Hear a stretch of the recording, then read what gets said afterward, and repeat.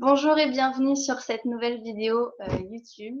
Donc aujourd'hui, je suis avec Yasmine Kando, qui est présidente de l'association Endo France, donc qui lutte contre l'endométriose et qui informe sur cette maladie. Donc merci encore Yasmine d'être là, d'avoir accepté ce rendez-vous, cette interview. Je vais vous demander Yasmine de vous présenter et présenter un petit peu l'association. Donc, je suis Yasmine. Tout d'abord, merci Christelle pour cette invitation. Donc, je préside l'association Endo France. C'est une association qui existe depuis 2001, donc bientôt 20 ans. Elle est animée par un peu plus de 100 bénévoles répartis sur tout le territoire national, donc y compris dans les dom-toms.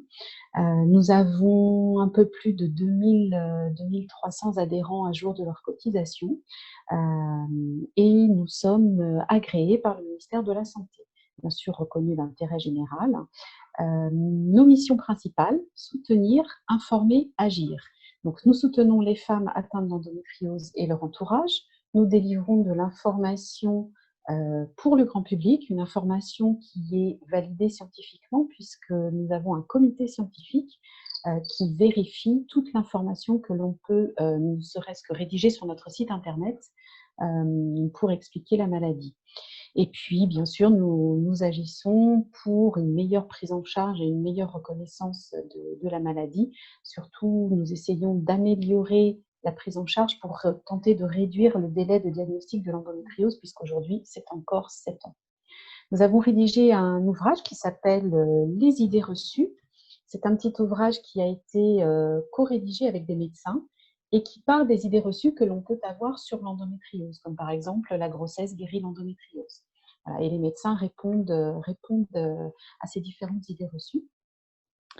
Et nous avons également participé au groupe de travail qui a été lancé par la Haute Autorité de Santé, le Collège national des gynécologues et obstétriciens de France, pour la mise à jour des recommandations sur la pratique clinique de l'endométriose, donc des recommandations pour guider les médecins dans la prise en charge, surtout quand ils ne connaissent pas bien la maladie. Et ce groupe de travail, ces experts nous ont demandé de rédiger le chapitre qui porte sur l'information à délivrer aux patients. Voilà, voilà un petit peu ce qu'on fait en matière de prise en charge. Et en règle générale, au cours d'une année, nous organisons un petit peu plus de 400 événements partout en France pour sensibiliser, pour informer sur l'endométriose. D'accord. Donc les personnes atteintes d'endométriose ou qui pensent être atteintes de cette maladie peuvent vous contacter directement et du coup être bon, bien sûr informées, mais peut-être mises en lien avec des médecins ou elles sont prises en charge, quoi. Tout à fait, tout à fait. Alors surtout, si les personnes suspectent qu'elles sont atteintes d'endométriose, il faut vraiment qu'elles lisent notre site internet pour vérifier si leurs symptômes correspondent, bien évidemment. Ça ne remplacera pas une consultation médicale, mais au moins elles pourront peut-être Oui, avoir une idée un petit peu plus précise et orienter effectivement le dialogue avec leur médecin. Et puis ensuite, bien sûr, elles peuvent contacter nos représentantes. d'accord. Du coup, qu'est-ce que l'endométriose et quels sont les symptômes de cette maladie? Alors, l'endométriose, c'est une maladie très complexe, difficile à diagnostiquer. Il y a autant d'endométriose que de femmes qui en est atteinte. Chaque cas est unique, chaque forme d'endométriose est spécifique et nécessite une prise en charge et un traitement spécifique. L'endométriose, en fait, le mot endométriose vient de endomètre. L'endomètre, c'est le tissu qui tapisse l'utérus, la muqueuse utérine. Ce tissu, cette muqueuse, sous l'influence des hormones, va chaque mois s'épaissir en vue de l'implantation d'un éventuel embryon. S'il n'y a pas eu fécondation, cette muqueuse va se détacher et se désagréger et former les règles. Chez toutes les femmes, notamment quand on est en position allongée, il y a un phénomène de reflux. C'est-à-dire qu'il y a toujours un petit peu, quand on a nos règles, un petit peu de sang et un petit peu de ces fragments d'endomètre qui vont remonter à travers les trompes, migrer et aller se disperser dans l'abdomen. En fin de cycle, le système immunitaire va lancer des cellules qui auront pour mission de désagréger ces fragments d'endomètre qui ne sont pas à leur place. Ils devraient être dans l'utérus ou s'en échapper avec les règles. Et donc, chez 90% des femmes, on va dire, ce phénomène se passe sans aucun souci. Mais chez 10% des femmes, ben, le système immunitaire ne va pas arriver à donner l'ordre à ces cellules d'aller détruire le tissu endométrial qui n'est pas à sa place. Et c'est là que ce tissu va se greffer et que ça va devenir de l'endométriose, puisqu'en fait, à chaque fois qu'une femme aura ses règles, eh bien, ces petits fragments d'endomètre, qui sont soumis aussi à l'influence hormonale, dans le ventre, vont se mettre à saigner et créer des micro-hémorragies. Et cycle après cycle, ça va devenir des nodules, des poches de sang frais, ça va devenir des kystes, ça va devenir des adhérences, ça va former une espèce de colle qui va aller chercher les organes environnants et les emprisonner. Ça va empêcher la mobilité des organes. Et tout ça, ça va créer un climat extrêmement inflammatoire qui va générer de fortes douleurs, des douleurs parfois invalidantes chez la femme qui est atteinte d'endométriose. D'accord. Alors, comme je disais au début, il y a plusieurs formes d'endométriose. Il y a dans à peu près un tiers des cas des endométrioses qui ne vont pas du tout évoluer, qui vont être là, légères, superficielles, qui ne vont pas évoluer, qui ne vont pas gêner la femme plus que ça. Parfois même, ça va régresser tout seul ou sous l'influence d'un traitement. Mais dans les 2 tiers des cas restants, effectivement, on peut avoir des endométrioses qui évoluent et parfois qui vont évoluer vers des cas assez sévères. Et donc, il y a 3 formes d'endométriose. L'endométriose péritonéale, c'est l'endométriose superficielle qui ne va pas infiltrer les organes, qui va rester en surface, qui peut être étendue ou pas. Il va y avoir l'endométriose profonde, où là, effectivement, on va avoir des nodules ou des kystes d'endométriose qui vont infiltrer les organes, qui vont les pénétrer. Donc, ça peut infiltrer la vessie, le rectum, les intestins, le côlon, le vagin. Il peut y avoir aussi les endométriomes, c'est-à-dire une endométriose qui va se situer exclusivement au niveau exclusivement ou pas, mais en tout cas au niveau des ovaires, un seul ovaire ou les 2 ovaires. Voilà les différentes formes d'endométriose. Et ce qu'il faut comprendre aussi, c'est qu'une endométriose péritonéale, dite superficielle, peut être extrêmement douloureuse parce que dans le petit bassin, on a beaucoup de nerfs et donc ces nerfs vont être agressés, irrités par l'endométriose. Et ce n'est pas parce que l'endométriose en elle-même est superficielle qu'elle n'a pas une forme sévère qu'elle ne sera pas douloureuse. Et inversement, on peut avoir des formes assez sévères qui ne seront pas aussi douloureuses qu'une endométriose superficielle. Et enfin, il existe des endométrioses qu'on appelle asymptomatiques, c'est-à-dire des endométrioses qui ne vont pas faire de bruit, qui vont se développer presque en silence, c'est-à-dire que la femme n'aura pas spécialement de douleur, pas spécialement de symptômes associés, et on va découvrir bien souvent son endométriose au moment d'un bilan de fertilité. D'accord. Voilà. Donc, le principal symptôme de l'endométriose, c'est la douleur extrême durant les règles, c'est ça? Alors, dans 70% des cas, effectivement, les femmes qui ont une endométriose évoquent une douleur vraiment invalidante au moment des règles, cycle après cycle. La douleur devient chronique et va invalider leur quotidien. Mais il y a d'autres symptômes associés. Il peut y avoir, en fonction des différentes atteintes et des différentes localisations de l'endométriose, il peut y avoir des symptômes digestifs. Beaucoup de femmes vont relater une alternance diarrhée-constipation, par exemple, amplifiée au moment des règles. Il va y avoir des troubles urinaires. Il y a beaucoup de femmes qui pensent chaque mois faire une infection urinaire. Et au moment où, effectivement, elles font leurs examens, on se rend compte que le CBU est négatif, qu'il n'y a pas de bactéries. Mais en fait, c'est l'endométriose qui vient irriter la vessie et qui va donner des troubles urinaires. Il y a d'autres symptômes comme par exemple des douleurs importantes pendant les rapports sexuels, selon, là encore une fois, la localisation de l'endométriose. Et puis, il y a des douleurs qui peuvent irradier dans les jambes, qui peuvent irradier dans le dos. Certaines formes d'endométriose vont entraîner des douleurs à l'épaule droite parce que c'est le diaphragme qui va être atteint et le muscle qui relie l'épaule et qui descend jusqu'au diaphragme va être douloureux pendant cette période de règles. Donc voilà, il y a une multitude de symptômes, mais effectivement, dans 70% des cas, le symptôme, c'est la douleur. Et puis, pour ces formes asymptomatiques, bien évidemment, une femme qui essaye depuis plusieurs années d'avoir un enfant et qui n'y arrive pas, souvent, dans 30 à 40% des cas, on retrouve chez ces femmes-là une endométriose. D'accord. Est-ce qu'on sait maintenant quelles sont les causes de cette maladie? Absolument pas. On ne sait toujours pas quelles sont les causes. On a évoqué au fil des siècles plusieurs théories, mais aucune ne met vraiment le doigt sur l'origine de l'endométriose. Ce qu'on sait, ce qu'on commence à penser, en tout cas ce que les chercheurs commencent à étudier, c'est justement le rôle du système immunitaire dans l'endométriose. J'expliquais tout à l'heure que ces petits fragments d'endomètre qui se retrouvent là où ils ne devraient pas être sont normalement détruits par le système immunitaire. Là, ça n'est pas le cas. Pourquoi? Pourquoi est-ce que chez certaines femmes, ça ne fonctionne pas? Quel est le rôle ou l'impact des perturbateurs endocriniens? Est-ce Quels sont les gènes impliqués dans l'endométriose? Tout ça, ça fait l'objet d'études à l'heure actuelle. On ne sait pas bien quoi dire.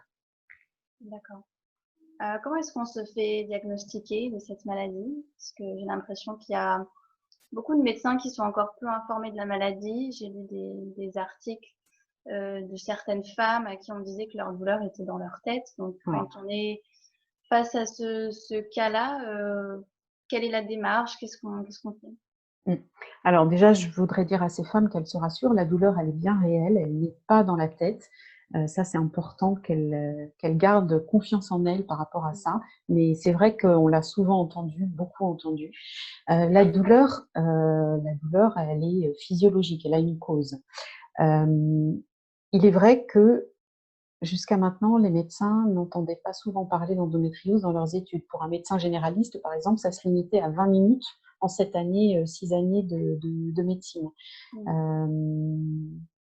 C'est quand on voit les conséquences et la proportion surtout des femmes concernées par l'endométriose, on se dit que c'est vraiment impensable. Alors, comment on se fait diagnostiquer? Donc, un médecin qui connaît l'endométriose va savoir poser les bonnes questions à sa patiente. Justement, depuis combien de temps dure la douleur? Est-ce que c'est vraiment déclenché pendant les règles? Est-ce que vous avez des symptômes associés? Est-ce que vous avez mal pendant les rapports? Etc., etc. Il va l'examiner et déjà, s'il connaît la maladie, il peut la suspecter. Ensuite, il va demander une confirmation par imagerie. Donc, il va te proposer une échographie pelvienne. C'est mieux si elle est faite en endovaginal. Bien sûr, pour les toutes jeunes filles, ça n'est pas possible, mais en endovaginal, on s'approche au plus près, on va au bord de l'utérus, on va derrière l'utérus, on peut avoir une meilleure visibilité. Selon l'emplacement des lésions, l'IRM va venir compléter la cartographie pour montrer les lésions, où elles sont exactement, et peut-être même voir si elles infiltrent déjà les organes avoisinants. Donc il y a l'imagerie qui va pouvoir aussi montrer l'endométriose. Bien évidemment, la seule façon d'être certaine à 100%, c'est d'aller chercher ces lésions, d'aller les prélever et de les envoyer en analyse ensuite. Mais bien évidemment, on ne va pas faire une célioscopie à toutes les femmes pour être sûr qu'elles ont de l'endométriose. Si on les voit à l'IRM ou si on a un doute, le médecin peut faire un test thérapeutique. Il va par exemple proposer un traitement qui va supprimer les règles et on va voir au fil des cycles, des cycles, en tout cas au fil des mois, si les symptômes sont améliorés, si la personne va mieux. Mais en tout cas, voilà, il peut déjà, avec l'échographie, l'IRM et les questions qu'il aura posées à sa patiente, poser un potentiel diagnostic d'endométriose. D'accord. Si on est face à un médecin qui ne s'y connaît pas, moi si je me trompe, mais il me semble que sur votre site EndoFrance, vous avez un annuaire, non, de médecins Non, non, non, on n'a pas d'annuaire de médecins parce que ça ne serait pas déontologique. Sur notre site internet, les médecins qui apparaissent, ce sont des membres de notre comité scientifique, ceux qui D'accord. donnent qui travaillent avec nous, qui collaborent avec nous, qui nous invitent sur leurs congrès, etc. Non, on a en revanche effectivement par région recensé les équipes pluridisciplinaires, les médecins, les sages-femmes, qui sont en mesure de poser un diagnostic et de proposer une prise en charge de première intention à leurs patientes, puis de les orienter vers la chirurgie quand c'est nécessaire.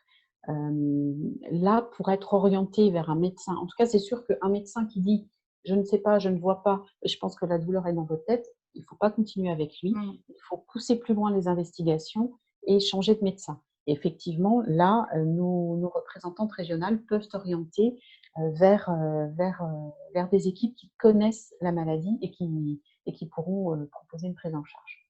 Ça, c'est très important de ne pas rester auprès d'un médecin qui Ouais, nie les symptômes et qui botte en touche chaque mois quand la femme revient. d'accord. Euh, Vu qu'on ne sait pas quelles sont les causes de cette maladie, je ne sais pas si vous pourrez répondre à ma prochaine question, mais est-ce que toutes les femmes peuvent être atteintes de cette maladie ou est-ce qu'il y a des femmes plus sujettes que d'autres? Est-ce qu'on a constaté qu'il y avait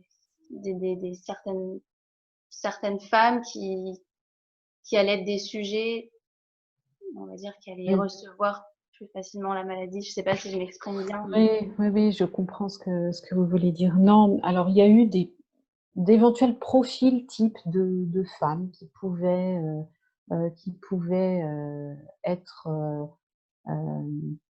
sujettes à avoir de l'endométriose. Pendant un moment, on disait que c'était les européennes grandes, minces, dans des pays développés, etc.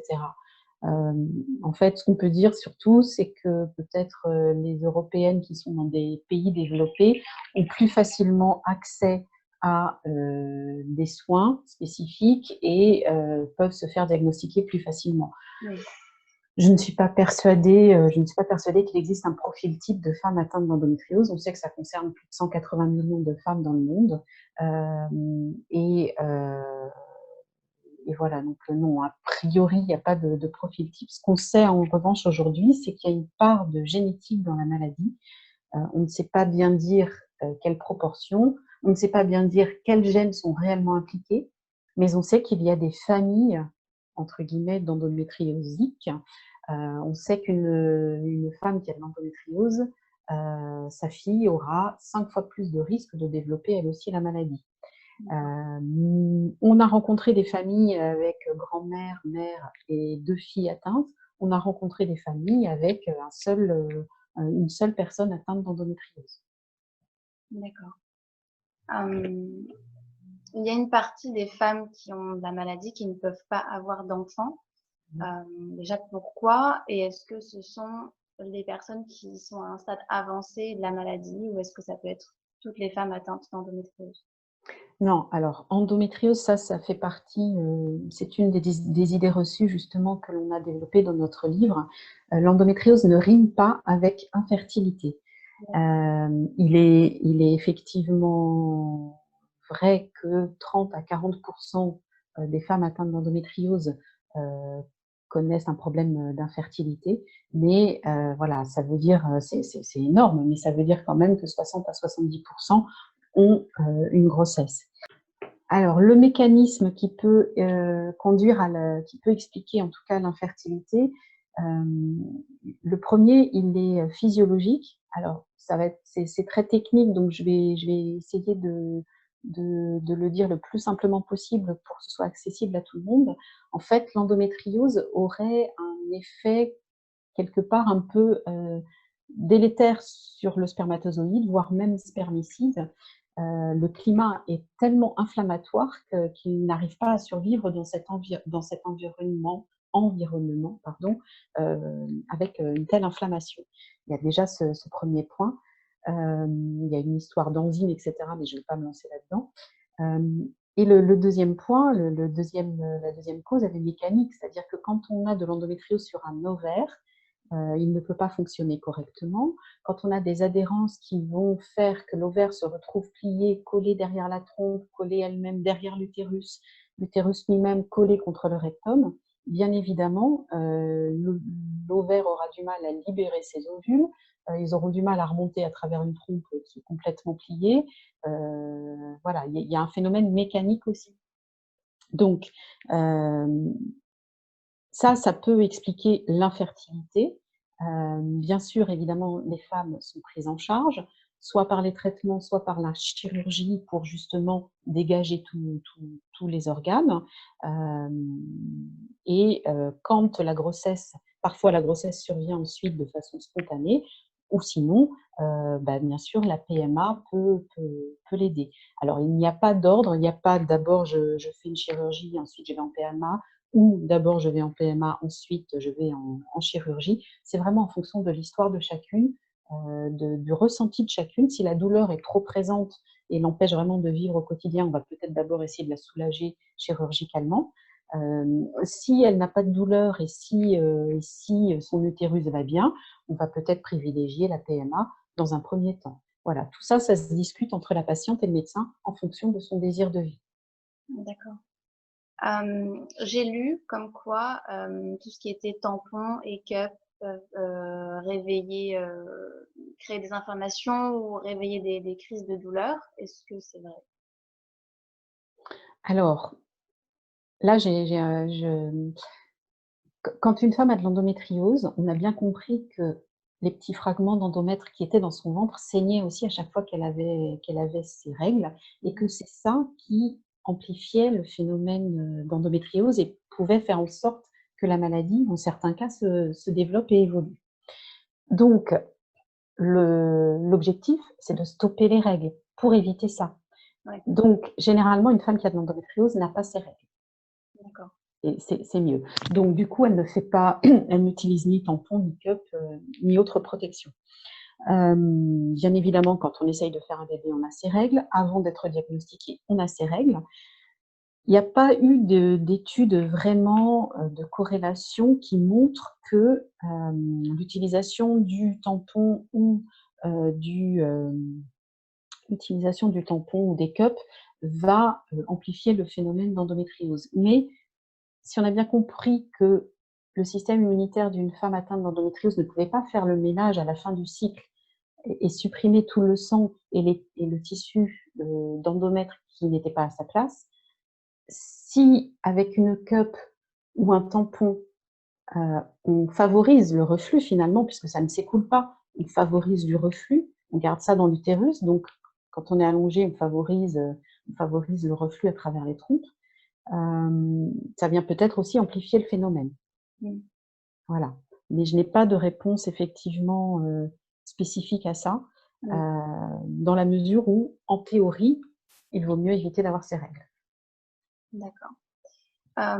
Qu'est-ce qu'une femme atteinte de la maladie peut faire en cas de grosse crise de douleur? Alors, bien évidemment, d'abord aller voir son médecin pour avoir des traitements, antalgiques. Ensuite, il faut qu'elle développe, surtout quand la douleur devient chronique, il faut qu'elle développe, qu'elle ait sa propre boîte à outils. Il y a beaucoup de choses qui vont aider dans la gestion de la douleur au quotidien, parce que bien sûr, quand on a une grosse crise d'endométriose, parfois on a besoin d'un traitement anti-inflammatoire assez costaud, mais on sait très bien que les anti-inflammatoires à haute dose ou même d'autres médicaments à base de morphine ou d'opium, ont des effets secondaires, importants. Pour éviter d'en prendre trop, il faut que chacune puisse développer sa boîte à outils. Alors j'entends par là, toutes les techniques non médicamenteuses, qui sont des soins de support et qui vont aider la femme, à passer ce cap douloureux. Ça peut être l'auto-hypnose, la sophrologie, la relaxation, ça peut être des postures de yoga, ça peut être, aller à la piscine, ça peut être un bain chaud, la bouillotte bien évidemment. Tout ce qui peut détourner l'attention de la douleur. Ça, c'est important et ça ne doit pas être appliqué, uniquement en cas de crise, mais ça doit être appliqué un petit peu chaque jour pour que l'organisme, crée des réflexes et que face à une douleur, il puisse réagir plus facilement, plus rapidement pour soulager la femme. Il y a des techniques qui sont vraiment fabuleuses et qui fonctionnent vraiment très bien, comme l'auto-hypnose ou la sophrologie, qui permettent de se détacher vraiment de la douleur. Et on a bien compris aussi que l'endométriose créait une immobilité des organes. Ça aussi, ça crée de la douleur. Les adhérences créent de la douleur. Et effectivement, assouplir le ventre, assouplir son corps, voilà, par les postures de yoga, par des massages par un kiné ou un ostéopathe, tout ça, ça va venir mobiliser le corps, faire circuler l'énergie. L'acupuncture aussi aide beaucoup et donc va permettre de gérer au mieux la douleur. D'accord. Est-ce qu'il y a aujourd'hui un traitement qui permet de traiter la maladie, vu qu'on ne connaît pas trop les causes? Est-ce qu'il y a vraiment un traitement qui peut soigner l'endométriose? Alors effectivement, on ne peut pas aujourd'hui soigner de façon définitive l'endométriose par un médicament.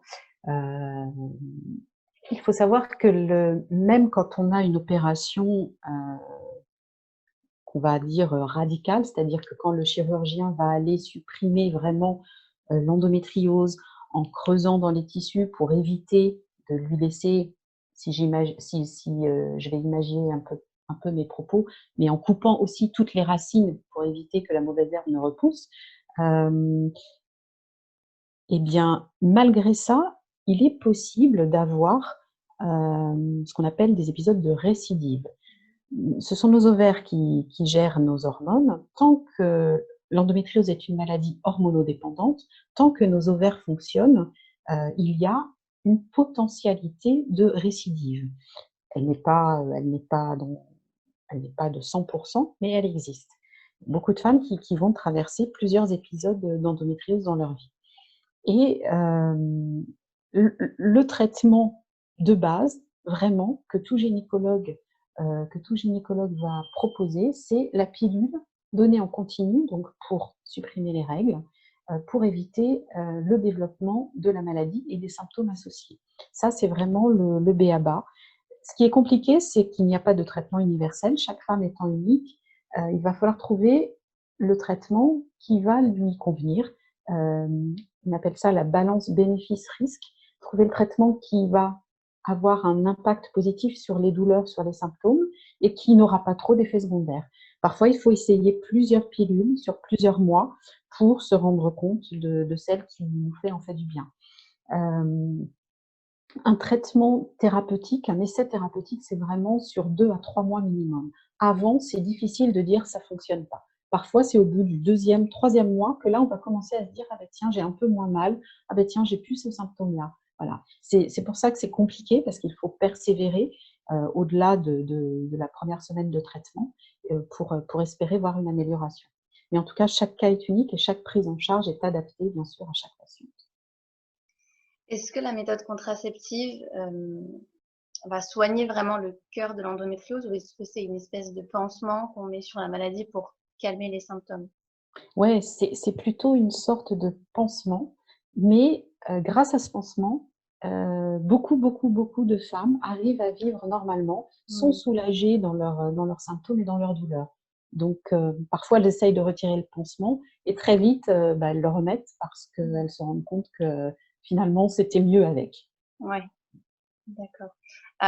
L'endométriose, est-ce qu'elle s'arrête à la ménopause? Vous avez dit tout à l'heure qu'il fallait que les ovaires s'arrêtent de travailler pour que l'endométriose s'arrête. Donc, est-ce qu'il faut attendre la ménopause pour que tout se calme, ou est-ce qu'il y a encore possibilité d'avoir l'endométriose après la ménopause?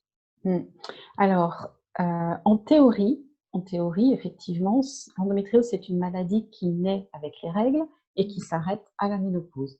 Je dis bien en théorie parce qu'il existe des cas, très peu de cas, ils sont assez rares, hein, c'est 3 à 5 des cas, mais il existe des cas de récidive d'endométriose où on va retrouver de l'endométriose chez une femme qui est ménopausée, qui n'a plus d'utérus. Voilà. On ne sait pas, et là encore, on ne sait pas comment, pourquoi l'expliquer, mais ça s'est déjà vu effectivement. Donc en théorie et dans la majorité des cas à la ménopause, alors bien sûr, ce n'est pas le jour J de la ménopause, puisqu'il faut que les lésions à l'intérieur du du ventre ou là où elles sont placées finissent par s'assécher. Il y a toujours une imprégnation hormonale. C'est pas du jour au lendemain on a 0 hormone, ça va chuter et puis après il faut que l'organisme s'habitue à ça et ensuite les lésions vont finir par s'assécher et les symptômes diminuer, se taire, disparaître. Mais voilà, on ne sait pas comment, pourquoi, peut-être à cause des traitements hormonaux substitutifs, peut-être à cause des phytoestrogènes, si à la ménopause, pour pallier justement les effets secondaires amenés par la ménopause, comme des bouffées de chaleur, on prend des traitements à base de soja, de sauge, des phytoestrogènes, eh bien, ça peut, peut-être, on ne sait pas, réveiller des petites cellules d'endométriose qui restaient. Voilà, on n'a pas, là encore, on n'a pas de certitude absolue sur le sujet, mais ça peut arriver qu'après la ménopause, l'endométriose soit encore présente dans la vie des femmes. Mmh. D'accord. Est-ce qu'il y a eu des études sur des traitements ou des façons de faire plus naturelles? Je pense aux femmes qui peut-être ne veulent pas prendre la pilule. Est-ce que il y a, je sais pas, une certaine types d'alimentation qui peuvent calmer l'endométriose ou des plantes ou l'aromathérapie, des choses dans le genre? Alors, il y a effectivement beaucoup de sujets, de ce type, de questions de ce type que l'on voit passer effectivement. Il n'y a pas eu d'études, à proprement parler menées sur le sujet.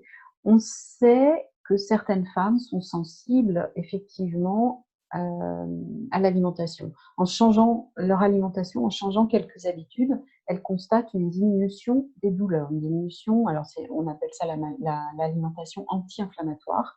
Supprimer quelques aliments vont leur permettre de vivre mieux, de gérer au mieux leur quotidien avec la maladie. Ça va avoir un impact direct sur le ressenti et sur les symptômes.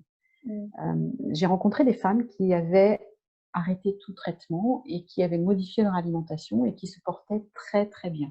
Mais au bout de quelques années, elles sont revenues me voir en me disant: «Bah, finalement, l'endométriose est revenue, je vais devoir me faire opérer, ça va être une chirurgie lourde.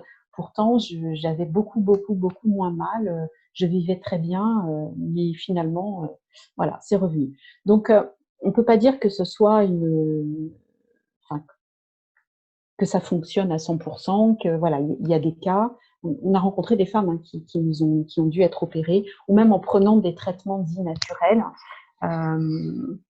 des compléments alimentaires et cetera, qui allaient bien, qui n'avaient plus de symptômes douloureux, mais pour autant la maladie se développait en silence.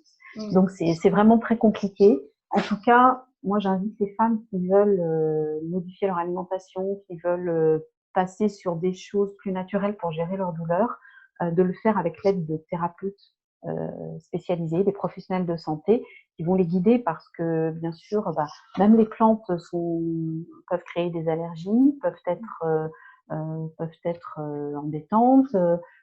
Quand on prend des traitements à côté, ça peut annihiler l'objectif du traitement, enfin le rendre inefficace. Donc voilà, tout ça doit être fait avec des professionnels de santé qui vont guider ces femmes. Mais je pense que c'est pareil, ce qui fonctionne pour l'une ne fonctionnera pas forcément chez l'autre. Par exemple, moi j'ai essayé l'éviction du gluten, j'ai essayé pendant quelques mois, je n'ai vu aucune amélioration sur mes douleurs. Donc bon, je n'ai pas continué, c'est assez contraignant en plus de manger sans gluten, donc je n'ai pas continué. En revanche, j'ai remarqué que les produits laitiers, ça c'est évident, vont avoir un impact sur, les douleurs, intestinales notamment. Oui. Et d'autant plus quand on a une endométriose digestive, ça vient renforcer les problèmes. Donc là, voilà, chacune doit faire son expérience, retirer les aliments qu'elle aura identifiés comme problématiques pour elle, et puis voilà. D'accord. Moi, je n'ai plus de questions. Est-ce que il y a quelque chose d'autre que vous souhaitez ajouter ou que vous souhaitez partager sur cette maladie? Alors que les recherches, les chercheurs sont vraiment passionnés par l'endométriose. Voilà, ils essayent de chercher.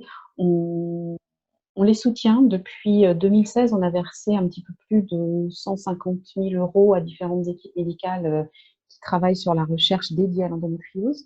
Il faut savoir que l'État, le ministère n'a pour le moment jamais financé un projet de recherche dédié à l'endométriose.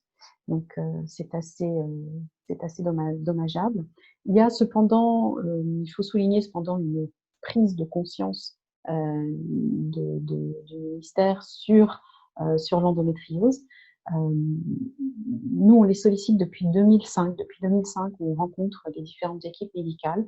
Et depuis 2005, nos demandes principales, c'était toujours les mêmes. C'était, il faut il faut adapter la formation initiale des médecins, former des médecins qui sont en exercice et qui ne connaissent pas l'endométriose. Il faut créer des centres experts pour la prise en charge correcte des femmes et efficace. Ça contribuera à réduire le délai de diagnostic, tout ça, surtout ces 2 points. Et il faut informer davantage et sensibiliser le public. Depuis 2013, on a travaillé sur la possibilité de centre expert avec le ministère. En 2016, le premier centre expert a été nommé, labellisé, c'était le centre expert de Rouen. Suite à son évaluation, le ministère a dit que ça coûterait trop cher d'avoir des centres experts dans chacune des régions de France. Donc, il voulait inviter les professionnels à construire des réseaux de soins. Il en existe aujourd'hui pratiquement dans chacune région, mais il y a eu 3 régions pilotes pour tester un réseau de soins qui puisse être efficace pour les patientes. Le premier a été labellisé là en juillet dernier, en juillet 2020. Donc, on va voir comment ça fonctionne pour voir si ce modèle peut être dupliqué un peu partout. Ensuite, en ce qui concerne la formation des médecins, il y a un décret qui est paru il y a 1 mois, indiquant qu'enfin les médecins, les études médicales de second cycle, donc pour les médecins généralistes, allaient inclure l'endométriose, faisaient entrer l'endométriose dans les études médicales. Donc, l'étudiant devrait savoir à l'issue de ces cours diagnostiquer une endométriose et proposer une orientation, une prise en soin, une prise en charge. Et ça, c'est une grande réussite parce que notre première demande, elle date de 2005. Donc, il a fallu, voilà, et depuis 2005, on n'a pas arrêté. Encore en août dernier, on a fait paraître une tribune dans Le Parisien au niveau national, l'édition nationale, qui a été signée par une petite centaine de médecins, qui redisent ce point, l'importance de former les médecins, l'importance de réduire ce délai de diagnostic. Parce qu'en fait, le délai de diagnostic de 7 ans, encore aujourd'hui, c'est parce qu'on va voir le médecin parce qu'on a mal au ventre, le médecin ne sait pas, il donne un traitement antalgique, et puis la patiente revient, et puis il finit par lui dire, écoutez, non, vos échographies sont normales, tout est normal, voilà, c'est dans votre tête. Ben oui, c'est ça aussi. Et la femme qui souffre mois après mois, elle se dit, bon, oui, effectivement, si tout est normal, c'est moi qui vais pas bien, je dis rien. Puis ma copine, elle a pas mal au ventre tous les mois quand elle a ses règles, donc c'est que c'est moi qui vais pas bien. Voilà. Donc tout ça, ça contribue au retard diagnostique. Le fait de banaliser la douleur de la femme pendant trop longtemps, ça a contribué au retard du délai de diagnostic. Et enfin, on se réjouit justement que enfin les médecins seront formés correctement. Parce qu'ils n'auront pas du coup cette formation initiale, mais on va les aider en développant des modules de formation spécifiques. Il y a déjà des DU endométriose qui sont menés dans différentes universités. Il va y avoir des MOOC, etc. On va continuer de sensibiliser et d'informer le public, et on espère que ce délai de diagnostic va être réduit le plus vite possible. D'accord. Donc on peut dire que ça bouge un peu au niveau de la recherche, parce que j'ai l'impression que ce sont plutôt les femmes atteintes d'endométriose qui en parlent beaucoup pour essayer de répandre le message. J'ai pas l'impression que la médecine en parle énormément, du coup on a l'impression que ça stagne un peu au niveau de la recherche. Est-ce que ça bouge un peu? Effectivement, ça vient d'abord des femmes voilà, quand elles ont mis 7 ans à avoir un diagnostic, quand elles ont vu les conséquences de cette maladie sur leur vie sociale, leur vie professionnelle, leur vie intime, c'est elle qui décide de faire bouger les choses, effectivement. C'est comme ça que se créent les associations de patientes, c'est comme ça que se créent les mouvements un petit peu partout. Mais effectivement, la recherche, c'est en 2019 qu'on a eu l'opportunité de rencontrer Agnès Buzyn, qui était alors ministre de la Santé. Il y avait dans cette réunion un directeur de recherche de l'INSERM, par ailleurs membre de notre comité scientifique, qui lui a dit je vous ai envoyé une demande de financement pour une étude sur la prostate. Vous m'avez dans la semaine débloqué 200 000 €. Je vous ai envoyé une demande de financement pour l'endométriose, une maladie qui concerne une femme sur 10 à minima, et vous ne m'avez jamais répondu. Donc là, elle a pris conscience un petit peu du problème. Ce directeur de recherche a dit s'il n'y avait pas eu EndoFrance pour m'aider à démarrer ma recherche, je n'aurais pas pu. Donc voilà, il est temps que les choses changent à ce niveau-là. Il y a eu une prise de conscience. Le ministère a ensuite dit qu'il allait effectivement s'impliquer dans la prise en charge des projets de recherche dédiés à l'endométriose. Aujourd'hui, tout ça, ça se retrouve dans un budget santé de la femme en général, mais santé de la femme, c'est très vaste. Il y a une multitude de pathologies liées à la femme, donc on espère que l'endométriose aura une petite place. On fait en sorte, en tout cas. Donc, si on veut vous aider à financer la recherche, on peut faire un don à l'association et ça part dans la recherche pour l'endométriose, c'est ça? Tout à fait, tout à fait. Voilà, les 150 000 € qu'on a versés à la recherche viennent de dons de particuliers, de dons de notre marraine, Laetitia Milot, qui nous a donné beaucoup, beaucoup d'argent qu'elle a gagné dans des jeux télévisés, de l'argent qui vient aussi des droits d'auteur des livres, de son livre Le bébé c'est pour quand, qui raconte son histoire avec la maladie, et où elle donne la parole à d'autres femmes d'ailleurs pour montrer toutes les facettes de l'endométriose. Donc elle nous a offert les droits d'auteur de ce livre. Donc voilà, tout ça, ça va dans la recherche. D'accord. Bon, très bien, c'est bon à savoir. Du coup, je mettrai en description de la vidéo le site internet, le contact aussi de l'association et le lien pour faire un don s'il y a des personnes qui souhaitent faire un don pour la recherche contre l'endométriose.